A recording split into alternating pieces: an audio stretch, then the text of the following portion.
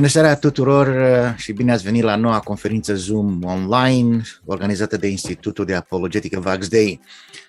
Doresc să salut un grup de tineri special care s-au decis să participe la această conferință din sala Bisericii Betane din Sibiu. Welcome to all of you. De asemenea, mulțumesc pentru participarea fiecăruia. Ne dăjduim că va fi o seară în care ne pregătim mai bine în argumentarea apologetică legată de teoria evoluției. Pentru cei care nu sunt deja înrolați în programul gratis de apologetică introductivă oferită de Institutul de Apologetică Vaxdei, vă anunț că mai sunt, de fapt, 7 zile și înscrierile se închide poarta.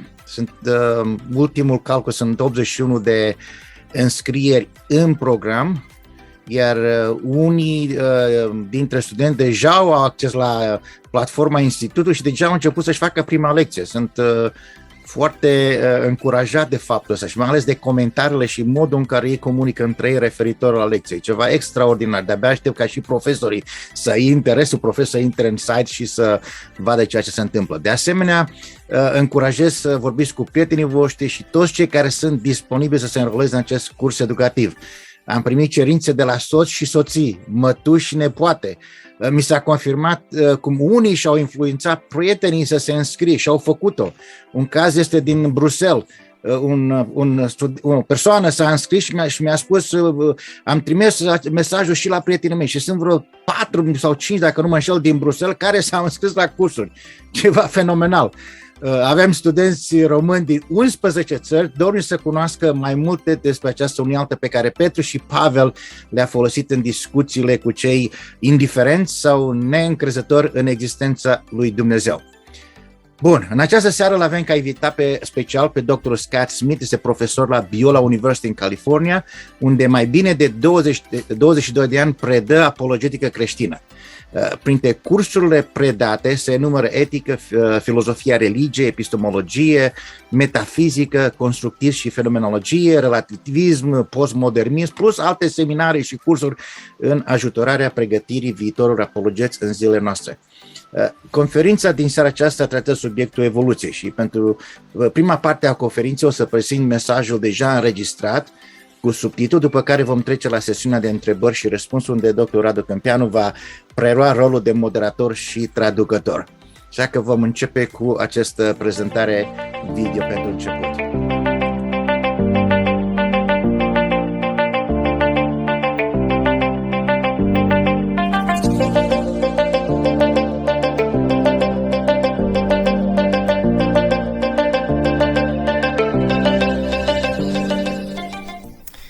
Hello, my name is Dr. Scott Smith, and I will be talking with you about evolution's fatal flaw, how naturalistic science digs its own grave. First, I'd like to talk a little bit about Scripture and its account of creation. God brought creation into existence from nothing, and we can see that from Genesis 1:1, that he supernaturally brought everything that has come into existence. Notice that in Genesis 1:24-25, he speaks about the animals or fish, the birds. All these reproduce according to their own kind, it says. So what kind of thing are humans? Well, there's something unique about them, Scripture says. From Genesis 1:26, it speaks about how we are made in God's very image. And I think that is something fundamentally rooted in our souls. God, essential to his image is not that he has a body. He's made us to have that way. So to be made in God's image is something I think is fundamentally rooted in our souls, the immaterial aspect and essential nature of us. So we too reproduce after our own kind. Now a little more about this idea of kinds. An essence or essential nature would be what kind of thing something is, the whatness, you might say, of something. An essence defines something as the kind of thing it is. And to talk about an essential nature It's the set of certain properties that are essential or necessary or intrinsic, you might even say, to something, that without them, that thing ceases to exist. So, for example, we could speak about the essence of an acorn. Is its oakness. An acorn is an oak seed. It's not a seed that makes some other kind of tree, like a eucalyptus tree or a birch tree. The essential nature of humans, I think, is their soul, and I think biblically that's what the authors have in mind. Now, essences are the kinds of things that two things of the same kind can share in common. So, for example, why are we all humans? Because we all literally share a common human nature or human essence. So again, like I mentioned before, essences are the sort of thing that are not physical. A little more on essences. They also define the limits of kinds of changes that something can undergo and still be the same thing. So that is why, for example, dogs don't give birth to cats, or we don't see dogs mutate and become some other kind of species. Biblically, rather, like begets like. And this is in stark contrast with Darwin's theory of evolution by natural selection. On his kind of view, macroevolution holds that over time, one species can mutate and change into a whole different species. There are no essences or kinds on this kind of view. This is an atheistic kind of view, or naturalistic, we might say. So if we take that view on its own criteria, is it true? Here's a picture of the evolutionary tree, the kind of classification system, based upon Darwin's theory, where everything that's now exists, seen at the top level here, has evolved eventually from a common ancestor. Now, on Darwin's kind of view, on this evolutionary naturalistic kind of view, what is real? Well, there's only the so-called natural. There's nothing supernatural. Another way to put it is that there's only the material and physical stuff is real. Now, that might include some non-physical things, but what they are depend for their existence on the physical. So all that exists is sense perceptible, at least in principle, even if it's something we can't see yet. Maybe we need to develop our technology more, and then we'll be able to see things, with our eyes, or detect them with our ears, or something like that. But in principle, all these things are sense perceptible. Now, what's not real on this view? Well, anything that would be non-physical or immaterial. So this view excludes God, angels or demons, or any sort of essences or essential natures, like souls. Anything else that would be non-physical. For example, things that typically have been thought to be that, like thoughts or beliefs, maybe experiences, things that have typically been called mental states. Now, the dominant paradigm today in academic circles and the natural sciences especially is naturalism.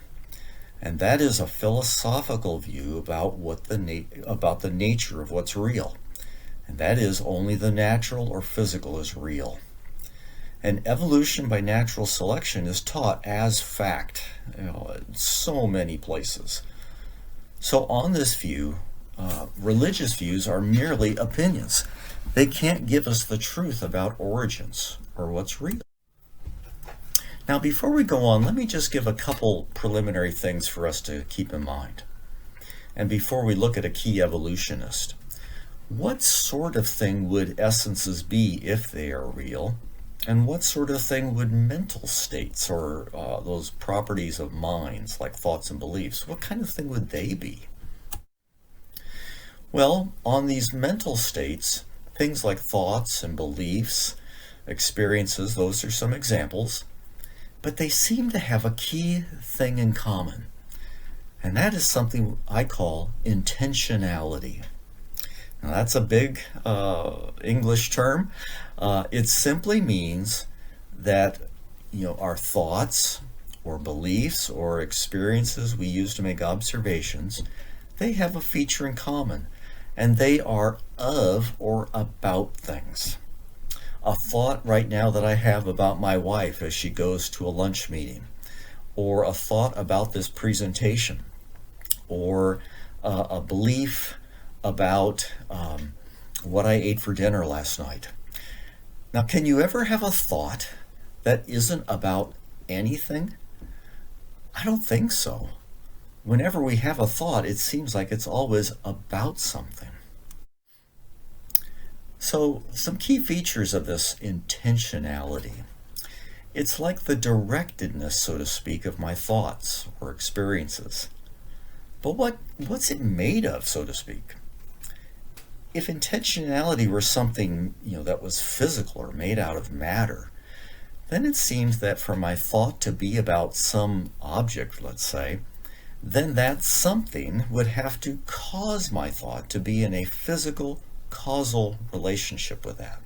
So, for example, what if I'm thinking about Pegasus? Now, Pegasus is not real.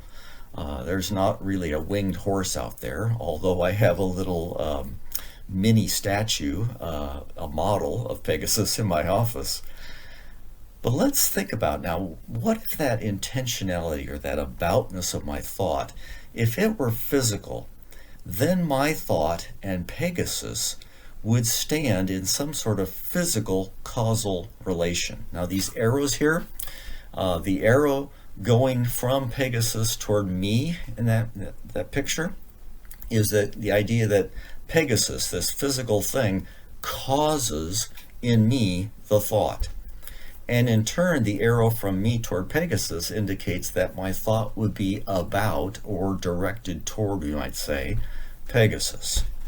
So Pegasus, this physical thing, causes in me the thought about Pegasus. And this is all on this view that if my aboutness of my thoughts, this intentionality, were nothing but a physical thing, Pegasus in this case would cause my thought, which in turn, is about Pegasus. It's a physical causal relation. But that doesn't make sense, because Pegasus is not real. It's not a real physical horse, with wings, out there. And yet, I still can think about things that do not exist, like Pegasus. So that suggests to me that intentionality is not a physical thing after all. It's something non-physical. A little bit more, and here's a picture of my wife and daughter from a few years ago. Each thought seems to have an essence.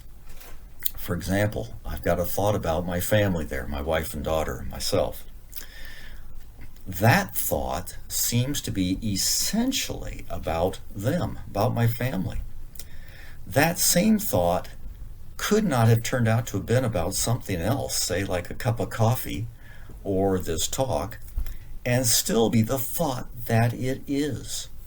That is, it seems to have an essence to it, that thought about my family is essentially about them, and it could not have turned out to be about something else.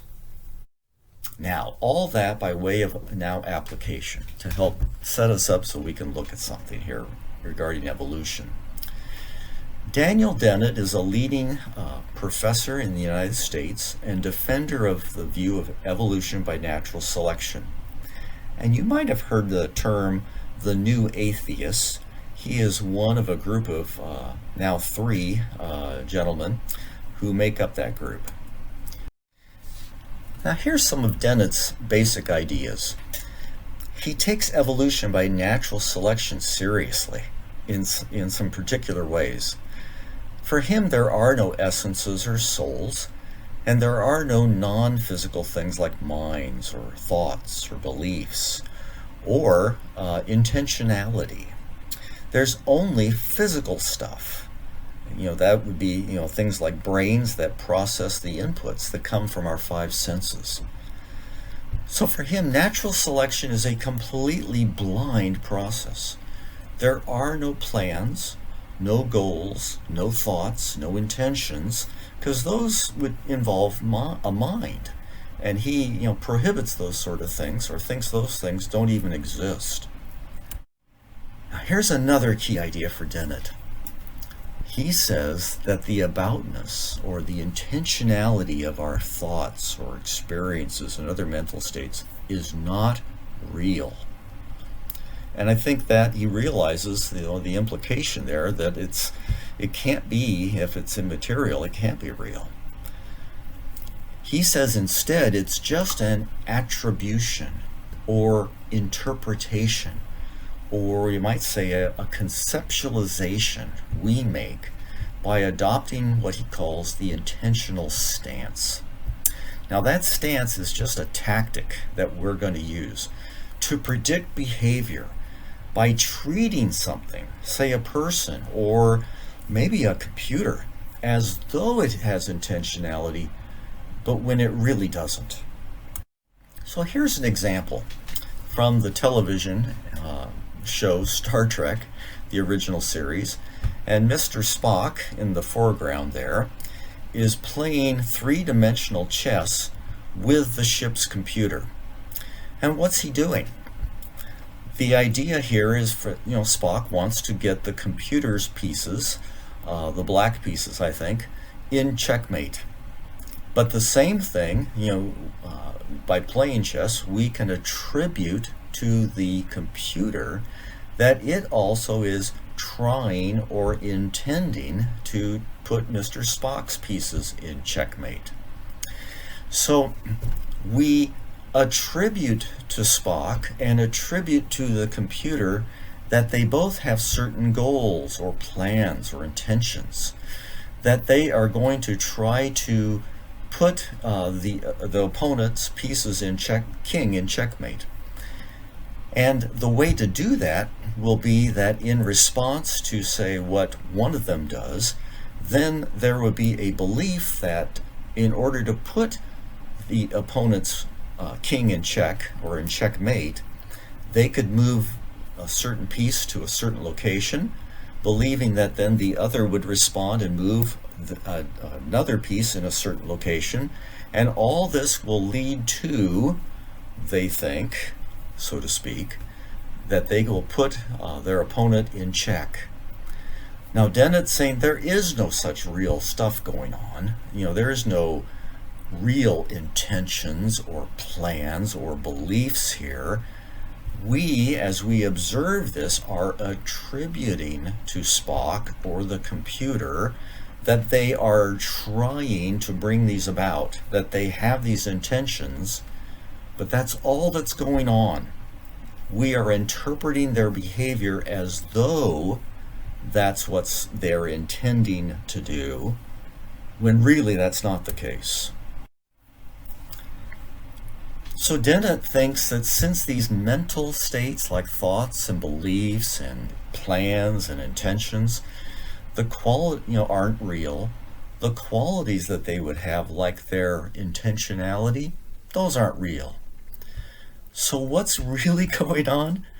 They're only brain states or physical patterns and behavior that we take or interpret to be about something. We conceive it, to be that way, when it's really, not. So for Dennett, what does he say about essences? Consistent with his naturalism, he denies that there are any real essences to things. But he admits something very important that we shouldn't miss. If there were essences, he says there could be a, quote, deeper fact. That is, a fact of what's really the case, what our so-called thoughts or beliefs or plans really are about. That would be a deeper fact beyond just the mere behavior and beyond our interpretations of what Spock really is trying to do or the computer is really planning to bring about here. But without any deeper facts, everything is just interpretation, it seems. So here's something he realizes and even admits. Just like the French philosopher Jacques Derrida and his deconstructionist implications, Dennett holds that there is no essential meaning in a text or in behavior. There's no essential meaning of what an author had in mind when he said this or when he wrote that. Thoughts and speech are just another kind of brain activities for him. And so they are just as subject to interpretation as any other text. And for Dennett, and also for Derrida, the whole world is a text with all behavior. In other words, everything going on here with the behavior that Spock's doing and the computer are doing, it's all interpretation without any deeper fact of what's really going on or what they really intended, what they really had in mind, we might say, so to speak. It's all just interpretation that we are making here from this intentional stance tactic. Why is this the case? Again, for Dennett, there are no essences to anything, to a living organism or a human being, to a text, even to what I've written on these slides or what Dennett has written. There's no essence to a thought or a belief. There's no essence to an interpretation either, or to anything else in reality. But what he meant by that, he said, follows from that, is that there are no deeper facts to these things either. Well, there's a problem though. Knowledge also seems to be about something. If I have some knowledge, it's knowledge about my family. Or if Spock has knowledge in that case with the computer, he knows he can put the computer king in checkmate if the computer makes a move here, because Spock will then make a different move.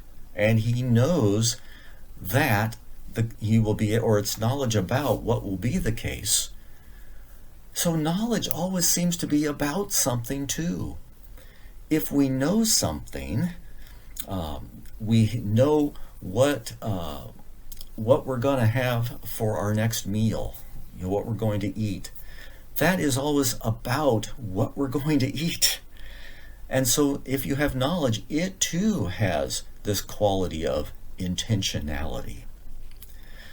But if intentionality is not real, just like Dennett said, it doesn't seem there can be any real knowledge either.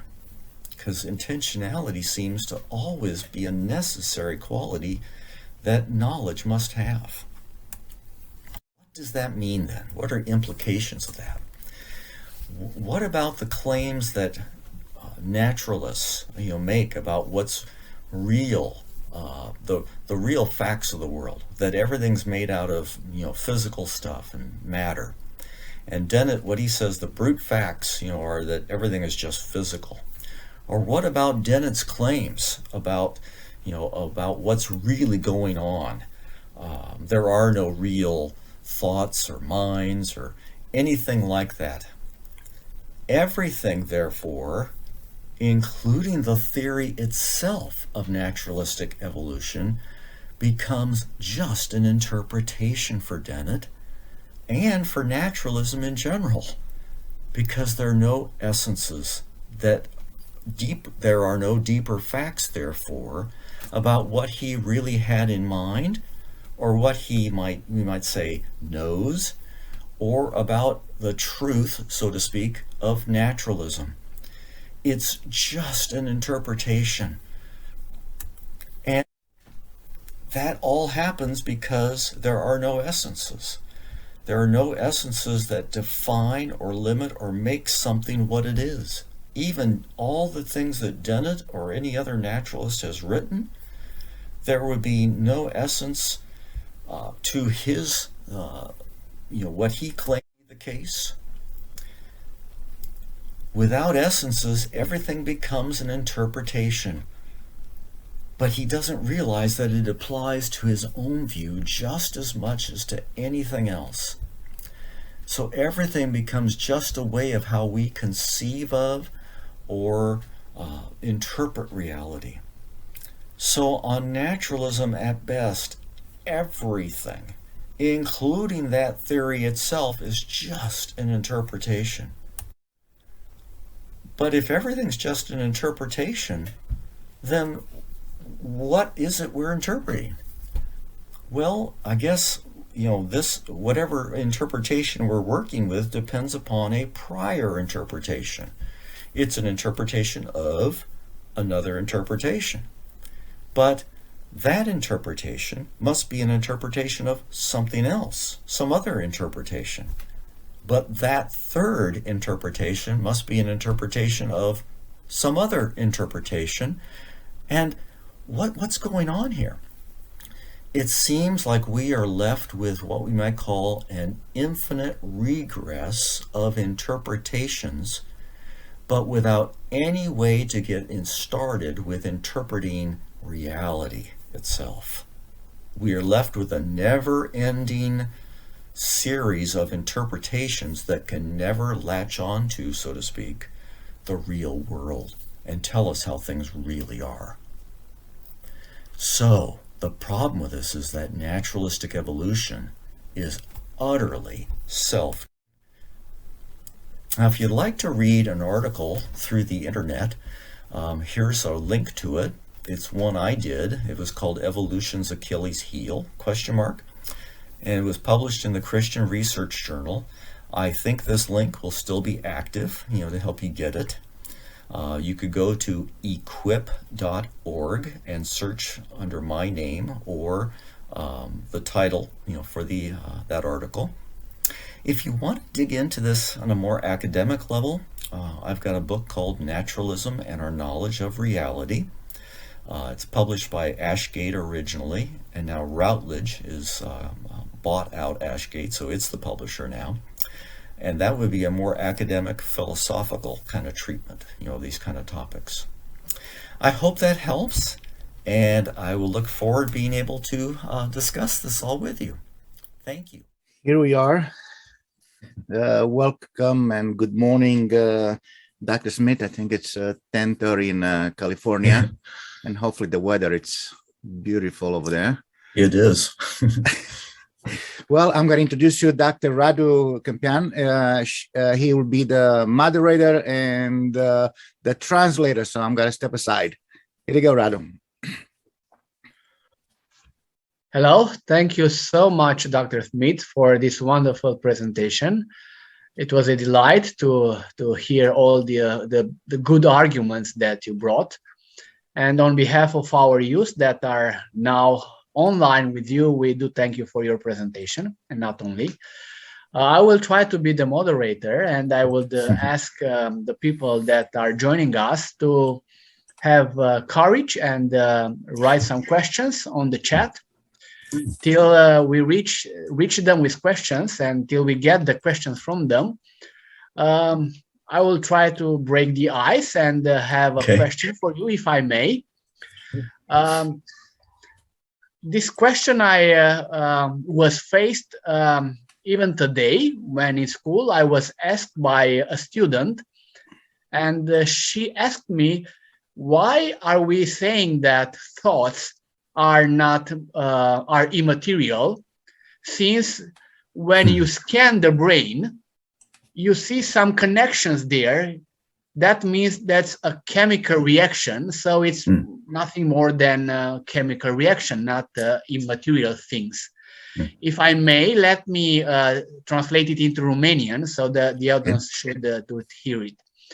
I-am spus un mulțumesc frumos doctorului Smith pentru prezentarea avută și până dumneavoastră veți pune ceva întrebări pentru invitatul serii, am încercat să sparg eu gheața punând o întrebare care e proaspătă. Astăzi am fost întrebat de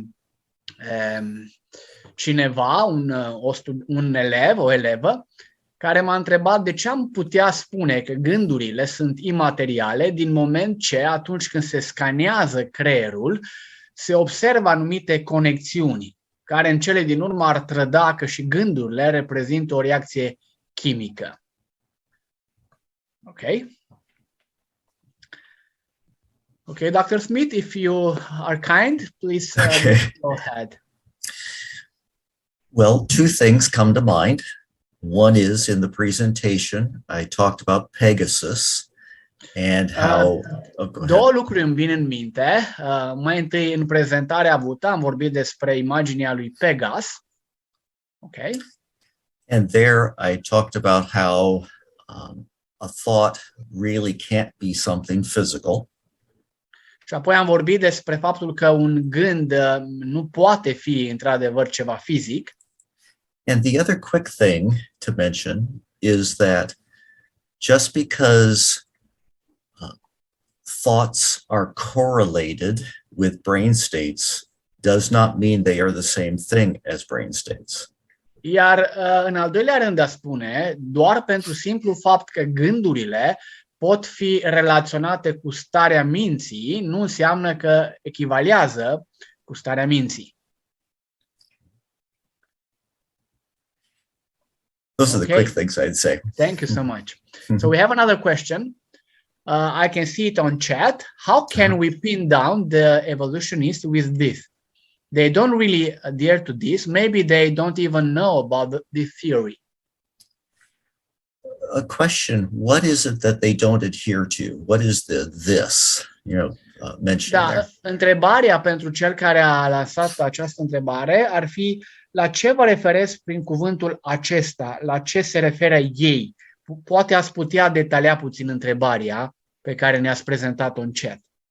Till we get the answer from this question, could we go to another question, sure, which we can see it in the chat panel? Was Dr. Smith's presentation really a challenge for naturalism as a biological theory, or just for Dennett's philosophical interpretation of that theory? First of all, that's a great question. Mai întâi de toate, e o întrebare bună. Please excuse me just for 1 minute. I would like to translate it into Romanian, the question. Deci întrebarea pe care am primit-o pe chat este: prezentarea doctorului Smith a fost într-adevăr o provocare pentru naturalism ca o teorie biologică sau mai degrabă o provocare pentru interpretarea filozofică a teoriei lui Dennett? Okay. I think the big issue that Dennett helps with is Cred că problema principală în teoria lui Dennett it's that naturalism as a biological theory presupposes that there are no essential natures.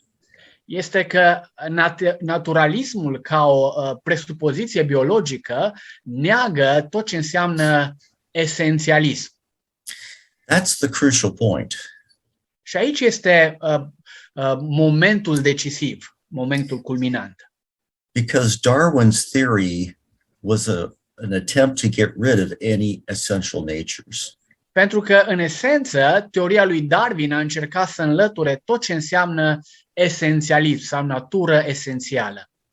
And because of that, I think Dennett's views are very helpful to help see the problem, with that position.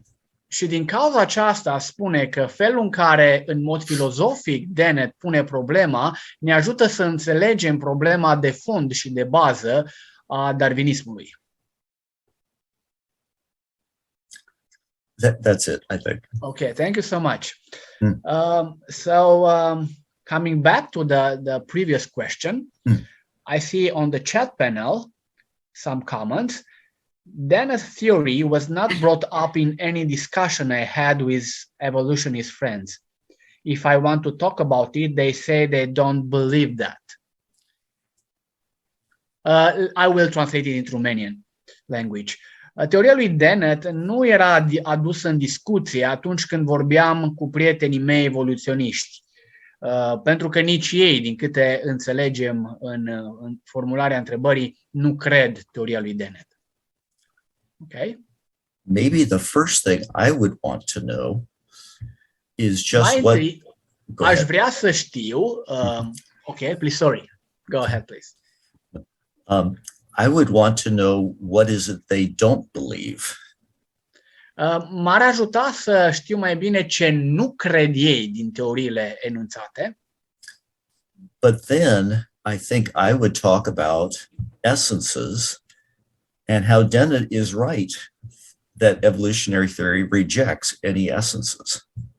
Și apoi aș merge pe ideea de esență, de lucruri care traduc natura esențială și i-aș da dreptate lui Dennett, care afirmă că evoluționismul neagă, înlătură tot ce înseamnă natură esențială. See, I think that is the really key thing. There's a rejection of essences, and Dennett shows us where that leads. Și cred că aici este punctul de cotitură. Că în cele din urmă, evoluția sau evoluționismul înlătură tot ce înseamnă natură esențială. Thank you. Okay, I have a question in Romanian language and I will try to translate it. Okay. Can we talk about thinking in evolution, like thoughts and to be coherent with the evolutionist theory? Deci se poate vorbi despre evoluție. No, the question is like this. Se poate vorbi despre evoluție în gândire. Se poate vorbi despre evoluție în gândire. Can we speak about the evolution of thinking? That's the question. Can we speak about the evolution of thinking? I'm not sure I follow. Can we think about the evolution of thinking, meaning how we evolved to be able to think? It's not something that is comprehensive, so could be that the question is. Okay. I suppose we always could talk about how we have evolved to be able to think. Presupun că putem să ne gândim la cum am început să gândim, să evoluăm în gândire. That is on the basis of the theory of evolution. Și până la urmă, când mergem pe cărarea aceasta, în cele din urmă ne situăm pe cărarea evoluției. But my point is more that thoughts become impossible on evolution. Dar ce afirm eu este că gândurile sunt imposibile de argumentat în evoluționism. And that's because there's no intentionality. Și pentru că le lipsește intenționalitatea. And Dennett agrees with this. Iar Dennett, care este un ateu, îmi dă dreptate în privința aceasta. Thank you. Okay, some other questions in Romanian language. Sunt mai multe tipuri de naturalism? Dacă da, care sunt crezurile acestora? So a question is like this. Do we have several types of naturalism? And if there are several types of naturalism, which are the beliefs of them? What do they stipulate? That's a very good question. Iată o întrebare bună. It's exactly right. There are various types of naturalism. Da, sunt mai multe feluri, tipul de naturalism. What I have found is that there are two main views about thoughts and intentionality. Ce am descoperit că sunt în special două mari tipuri când vorbim despre naturalism și gândire. And the first one is where I talked about Pegasus, and something like Pegasus, something physical, causes our thoughts in us, and that's how we think about it. Și așa cum vorbeam și în prezentare despre Pegas, și anume că ceva fizic cauzează în noi o reacție a gândului. But I talked about the problems with that view, for one. Dar am vorbit despre problema acestei abordări. The other kind of view is like Dennett's. Și al doilea tip de naturalism este asemănător celui stipulat de Dennett.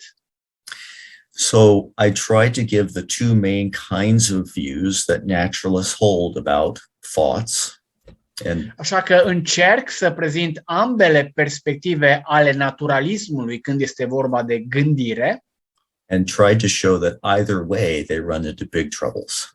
Și am încercat să arăt că, indiferent de cărarea pe care ai abordat-o în cele două perspective ale naturalismului, te înfunzi în cele din urmă. By the way, these all are great questions. Thank you. Și vreau să vă mulțumesc pentru întrebările foarte bune pe care le-a scris până acum. Ok. I have another question in Human language. Care crede că este cel mai puternic argument al naturalismului, chiar dacă îl combate? Ok. So we have another question. In your opinion, what do you believe is the strongest argument for naturalism?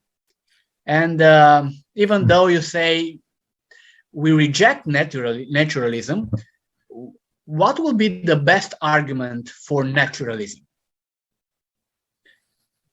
Deci care crede că este cel mai puternic argument al naturalismului, chiar dacă îl combate? That's a good question. O întrebare bună.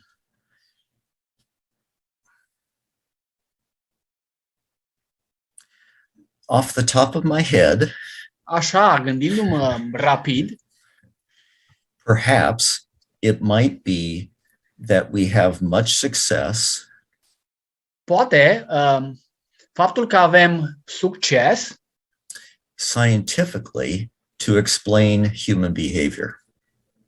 din punct de vedere științific să explicăm cumva comportamentul uman, without a need to posit a soul or an essence. fără a sta mult timp să cauți explicația în existența esențelor sau a sufletului.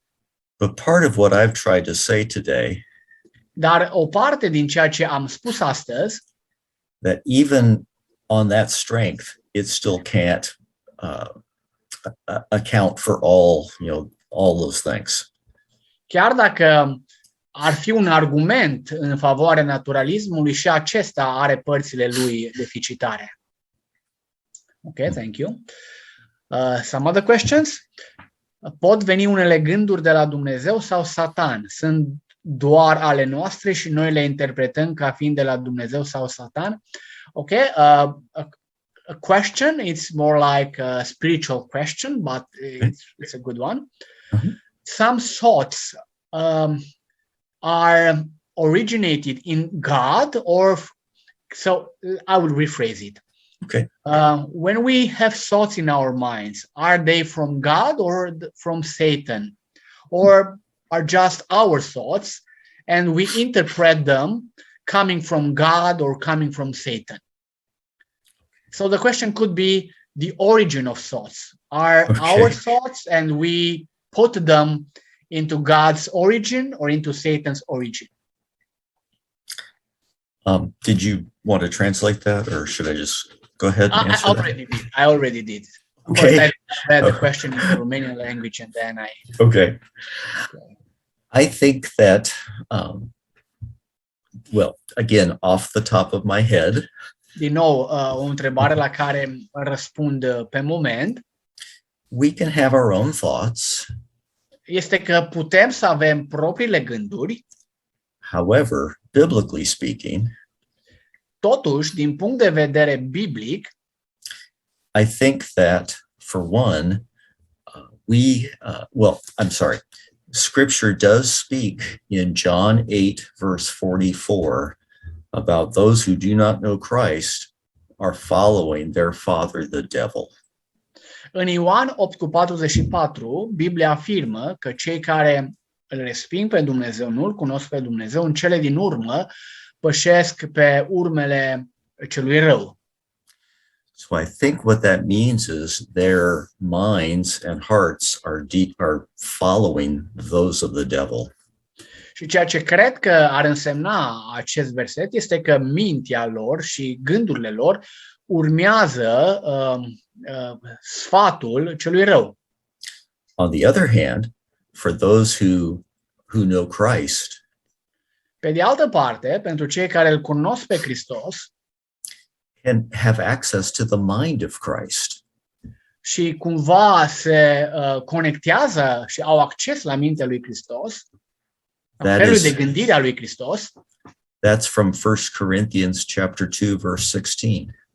Și argumentul îl așez în 2 Corinteni. Can you say again the biblical passage?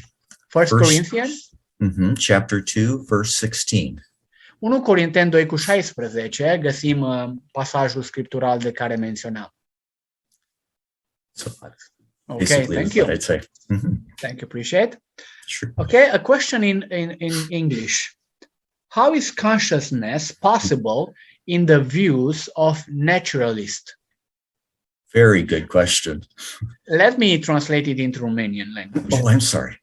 Okay, no problem. Conștiința cum se poate explica într-o perspectivă naturalistă? Okay. There might be a few ways. În mai multe moduri s-ar putea încerca o explicație. One kind of view might be that consciousness simply emerges from the brain when it's in a particular complex state. Un fel de a spune este că această conștiință sau conștiința chiar de sine se naște din activitatea creierului cumva. Another view might be to try to reduce consciousness to something physical. Altfel de a explica e să pui conștiința, să o reduci la ceva fizic. And I'm trying to think more of this. But there's a view called panpsychism. Este o perspectivă psihotism ceva, dacă încerc cumva să traduc rapid în limba română, n-am mai întâlnit-o, deci îmi scapă termenul. Okay? And on that, they think mind is in everything. Și perspectiva aceasta susține că mintea, conștiința, cumva se regăsește pretutindeni. So if someone is a naturalist and a panpsychist, și dacă cineva este naturalist și și mai departe, așa, they might try to account for consciousness that way. Ar putea să încerce să răspundă la conștiință în modalitatea amintită. An example is a man named David Chalmers. Și un exemplu îl găsim în reprezentantul lor, David Chalmers. Yeah. Okay. We have another question. I will read it in Romanian language first. Care credeți că este tradiția filozofică din care s-a putut naște naturalismul? Out of what philosophical tradition naturalism came to being? I think it is the development from three main kinds of thought in the scientific revolution. Cred că naturalismul s-a născut urmând trei cărări în dezvoltarea științifică, în era dezvoltării științifice. The first one is that everything is made of matter. Prima pârghie a naturalismului este că totul este materie, este creat din materie. So that everything is a mechanism. Și că totul este un fel de mecanism mare. The second is called nominalism. A doua cărare este nominalismul. Means that everything is particular. Înseamnă că totul este particularizat. And things are what they are in name only. Și că în cele din urmă lucrurile sunt doar pentru că noi le numim în felul acela. So there are no common essential natures people would have. Și că nu există o natură esențială pe care o putem împărtăși cu toți ceilalți din jurul nostru, cu toți oamenii. And the third one is called empiricism. Iar a treia cărare este cărare empirică. And that view says that all knowledge comes by the five senses. Și această perspectivă susține că tot ce se poate cunoaște se cunoaște doar prin cele 5 simțuri. Dacă le simțim cu simțurile noastre, atunci poate fi cunoscut. So along with all the successes we have seen from science, Și cu toate că am văzut multe opere și lucrări de succes din știință, there's a lot of people thought there was simply no more need to appeal to God or și astăzi, din cauza dezvoltării științei, observăm că oamenii nu mai doresc să se gândească la Dumnezeu sau să apeleze la Dumnezeu, or any need to appeal to things like souls or minds or things like that. și cumva dezvoltarea științifică împiedică nevoia de a te gândi la suflet, minte și așa mai departe. Thank you. We have another question, maybe the last one. Mai avem o întrebare, să vedem și cum ne încadrăm cu timpul, posibil să fie ultima. I will read it first in Romanian language. Unde încadrăm un om moral care nu îl cunoaște pe Dumnezeu, dar are gânduri bune? De unde vin gândurile lui de îndată ce nu îl cunoaște pe Dumnezeu?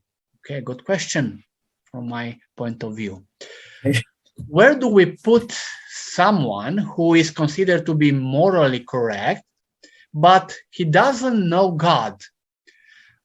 But he's a moral man, let's say. His good thoughts, where do they originate? Because he doesn't know God, but he's a moral man, and he has good thoughts. Okay. I take it these are good moral kinds of thoughts. Exactly. Deci Okay. un fel de morală bună și gânduri morale adecvate, să zicem, da? Well, it's a very good question. Avem o întrebare bună And the Bible talks about how all of us are made in God's image. Biblia vorbește că toți am fost creați după chipul și asemănarea lui Dumnezeu. So I think because of that, people have impressed on their nature, their essence, Și din cauza aceasta, cumva, oamenii au impregnată în esența lor a basic understanding of what's right and wrong. o înțelegere de bază a ceea ce este bine sau ce este rău. That doesn't mean they know you'll come to all the same moral conclusions as Christians on everything. Asta nu înseamnă că vor ajunge la aceleași concluzii întotdeauna ca și creștinii, They know they should be good people. dar cumva este impregnat în esența lor că trebuie să fie oameni buni. And they know things like murder is wrong, justice is good, and things like that. Și știu, spre exemplu, că a omorât pe cineva este greșit sau a face dreptate este un lucru bun. I call this, or it is called in ethics, it's called natural law.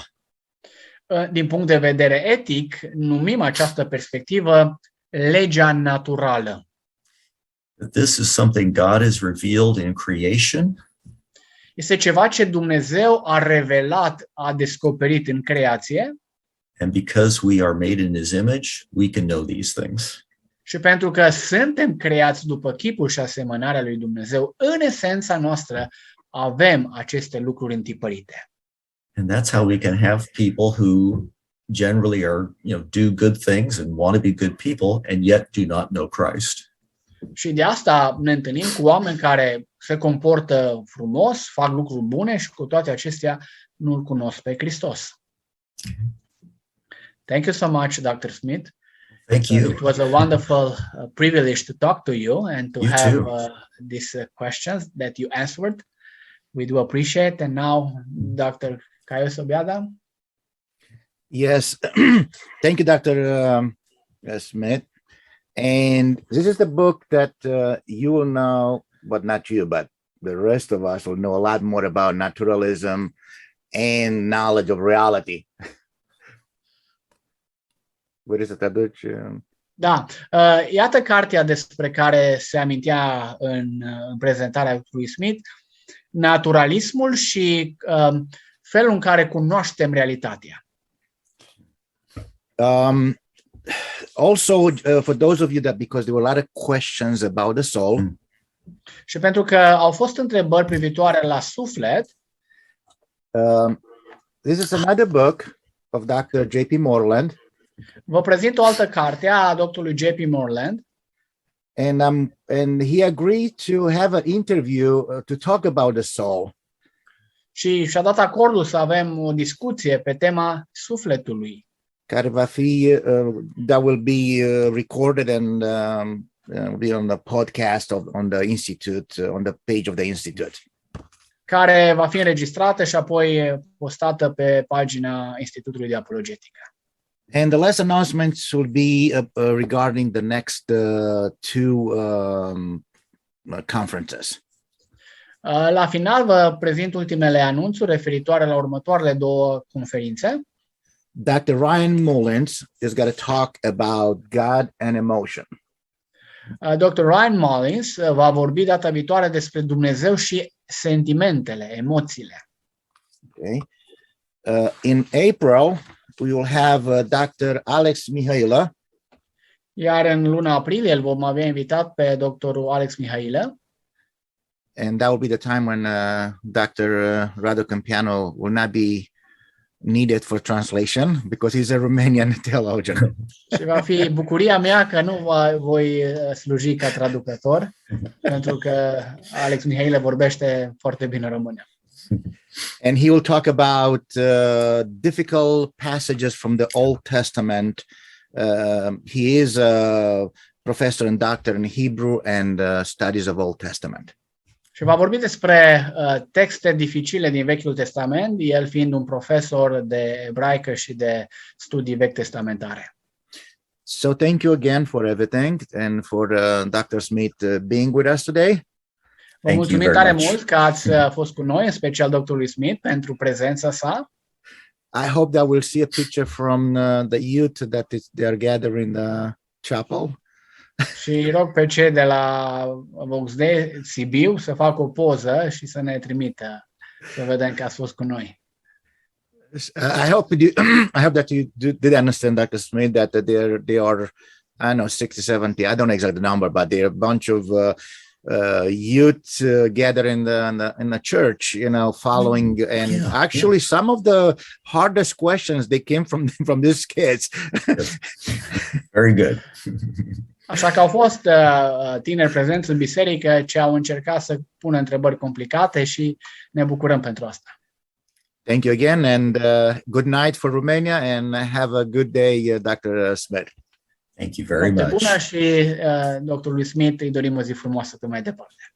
Thank you. Good night.